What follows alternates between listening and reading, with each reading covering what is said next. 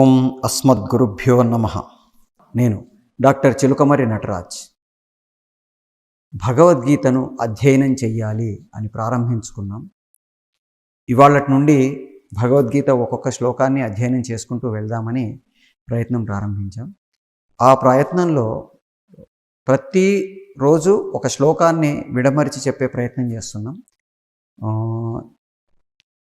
ఒక శ్లోకాన్ని తీసుకొని దాన్ని ఆధ్యాత్మికంగా, ఆది భౌతికంగా, పర్సనాలిటీ డెవలప్మెంట్ ప్రాసెస్లో విడివిడిగా ఒక్కొక్కటి ఎక్స్ప్లెయిన్ చేసుకుంటూ వెళ్ళాలనేది ఆలోచన. ఈ ఆలోచన భగవద్గీతని కృష్ణుడు మనకి ఎందుకు చెప్పాడు, అప్పుడెప్పుడో కొన్ని లక్షల సంవత్సరాల క్రితమో, వేల సంవత్సరాల క్రితమో, వందల సంవత్సరాల క్రితమో ఆ కాలమాన పరిస్థితులకు అనుగుణంగా చెప్పబడింది. ఇవాళటికి ఎందుకని భగవద్గీతని మనం చదవాలి?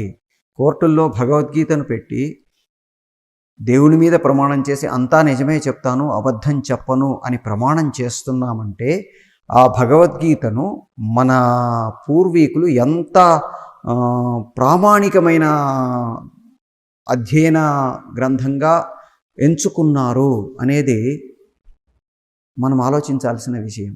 అందుకని ఈ భగవద్గీతను నాకు తోచిన పద్ధతిలో నేను ఎనలైజ్ చేయడం ప్రారంభించాను. దానికోసం పూర్వ విఖ్యాతులైన ఎంతోమంది భగవద్గీతను వాళ్ళు అధ్యయనం చేసే ప్రాసెస్ని నేను కూడా అధ్యయనం చేస్తూ దాంట్లో నుంచి నేను తెలుసుకున్న విషయాల్ని మీతో పంచుకోవాలనే ప్రయత్నం స్టార్ట్ చేశాను. ఆ ప్రాసెస్లో జనరల్గా మనం వీలైనంత వరకు దీనికి గ్రాంధిక భాషను వాడాలి అని చాలామంది సూచించారు. ప్రవచనకారులాగా ఒక చాగంటి కోటేశ్వరరావు గారు, ఒక గరికపాటి వారు, ఒక సామవేదం షణ్ముఖ శర్మ గారు లాంటి వాళ్ళు, చిన్నజీయర్ స్వామి వారు, దేవనాథ్ జీయర్ స్వామి వారు, అహోబిల జీయర్ స్వామి వారు, లేకపోతే కంచి పరమాచార్యుల వారు, ఇలాంటి ఆచార్యులు వాడిన గ్రాంధిక భాషను వాడండి అని కొంతమంది సూచించారు. అయితే నా ఉద్దేశం ఏంటంటే, నేను ప్రవచనకర్తను కాదు.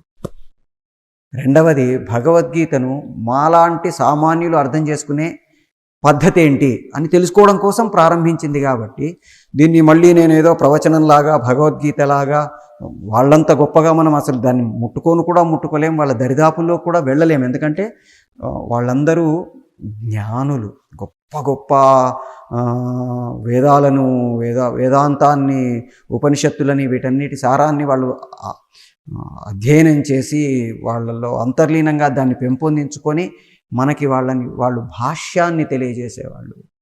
అలాంటి భాష్యకారులతో మనం పోల్చుకోకూడదు.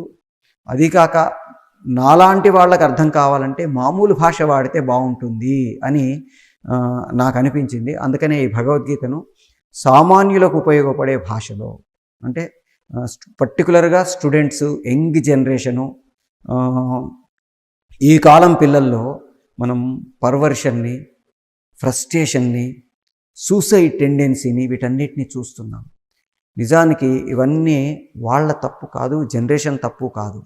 చుట్టూ ఉండే పరిస్థితులు మనల్ని అటువైపు వెళ్ళేటట్టుగా చేస్తున్నాయి. అందుకని యంగ్ జనరేషన్, ప్రజెంట్ జనరేషన్ వాళ్ళ కోసం, నాలాంటి వాళ్ళ కోసం ఇది అర్థం చేసుకునే ప్రాసెస్లో ఉండడం కోసమని సామాన్యమైన భాషను వాడాలని నిర్ణయం చేసుకున్నాం. అందుకే మీకు ఈ భగవద్గీతలోని శ్లోకాలన్నింటినీ కూడా మామూలు మనుషులకి, నాలాంటి వాళ్లకు అర్థమయ్యే భాషలోనే చెప్పాలని ప్రయత్నం చేస్తున్నాం.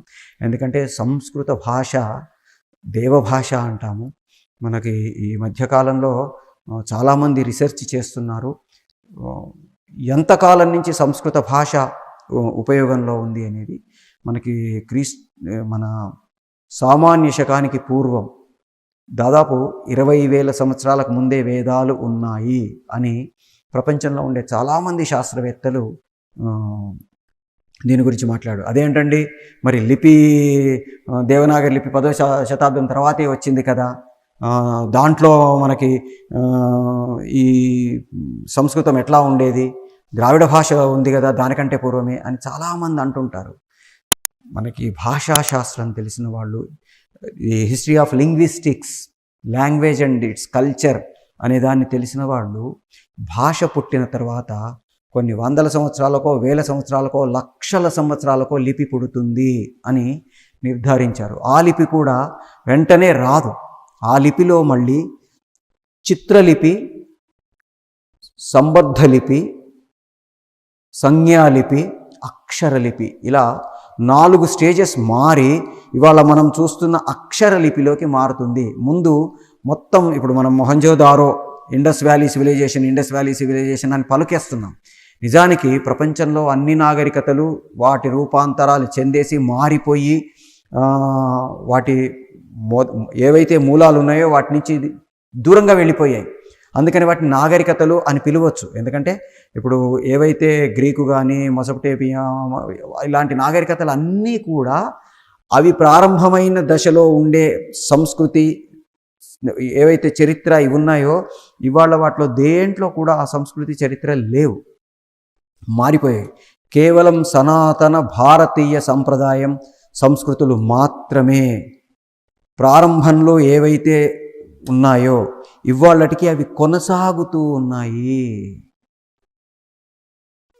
మిగతా నాగరికతలన్నీ నాశనం చేయబడ్డాయో లేకపోతే రూపాంతరం చెందాయి. కేవలం భారతీయ నాగరికత అని ఏదైతే మనం మాట్లాడుతున్నామో, సివిలైజేషన్ అంటే నాగరికత అనేది ప్రారంభమైన దశ నుంచి కొంతకాలం తర్వాత అంతరించిపోవడమే ప్రపంచానికి తెలుసు. కానీ కేవలం భారతీయ నాగరికత మాత్రమే ఇంకా కొనసాగుతూ ఉంది.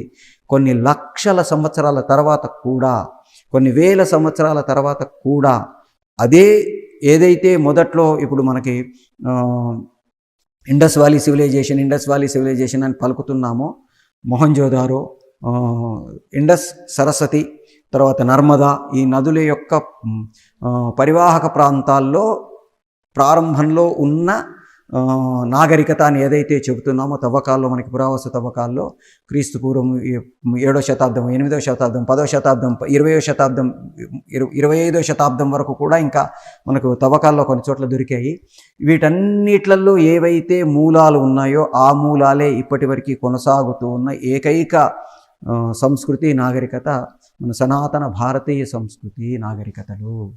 అందుకే దీన్ని సజీవ నాగరికత, సనాతనము అంటాము. మిగతా నాగరికతలన్నీ మారిపోయాయి. అయితే ఈ నాగరికతలో ఏ భాష వాడారు, దీని మీద చాలా చర్చలు కూడా జరుగుతూ ఉన్నాయి.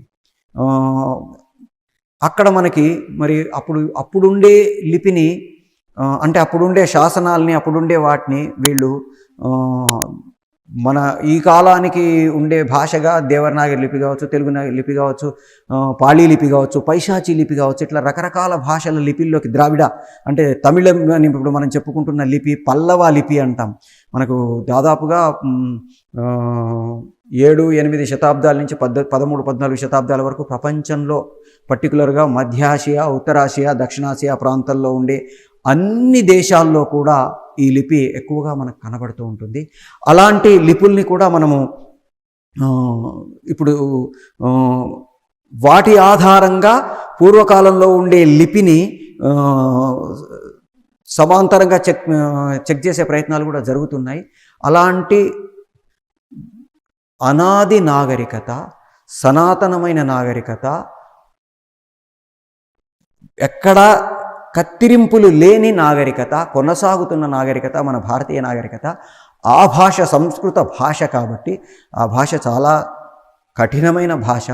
అంటే ఇప్పటి అప్పుడు మనం చాలాసార్లు తర్వాత మళ్ళీ మాట్లాడుకుంటాం. ఈ భాష అనేది ఆ కాలంలో వాళ్ళు బ్రాహ్మణులు రాసుకున్నారండి, వాళ్ళ కోసం రాసుకున్నారండి అంటారు. కాదు, ఆ కాలంలో పూర్తిగా అందరికీ అర్థమైన భాష సంస్కృత భాష కాబట్టి సంస్కృత భాషలోనే భగవద్గీత కానీ, పురాణాలు కానీ, ఇవన్నీ వేదాలు కానీ ఇవన్నీ ఉన్నాయి. వాటన్నిటినీ మనము ఇప్పటి వాళ్లకు అర్థమయ్యేటట్టుగా చెప్పాలంటే అంత కఠిన పదాలను వాడితే మనకి అర్థమయ్యే అవకాశాలు తక్కువగా ఉంటాయి. కాబట్టి సామాన్యమైన పదాలు, అందులో అసలు ఆంగ్ల పదాలు లేకుండా వీలైనంత వరకు తెలుగులోనే చెప్పుదామని కూడా అనుకున్నాము. కానీ ఈ జనరేషన్ ఏదైతే ఇప్పుడున్న తరాలకి 90 అని నేను చెప్తే 90 అంటే ఎంత, 90యా అని అడిగే వాళ్ళే ఎక్కువ మంది ఉన్నారు. అందుకని వాళ్ళకు కూడా అర్థం కావడం కోసం అక్కడక్కడ తప్పనిసరి పరిస్థితుల్లో కొన్ని ఇంగ్లీష్ పదాలని వాడుతూ ఈ భగవద్గీతని ఎనలైజ్ చేయాలి, విశ్లేషించాలి అని నిర్ణయం తీసుకోవడం జరిగింది.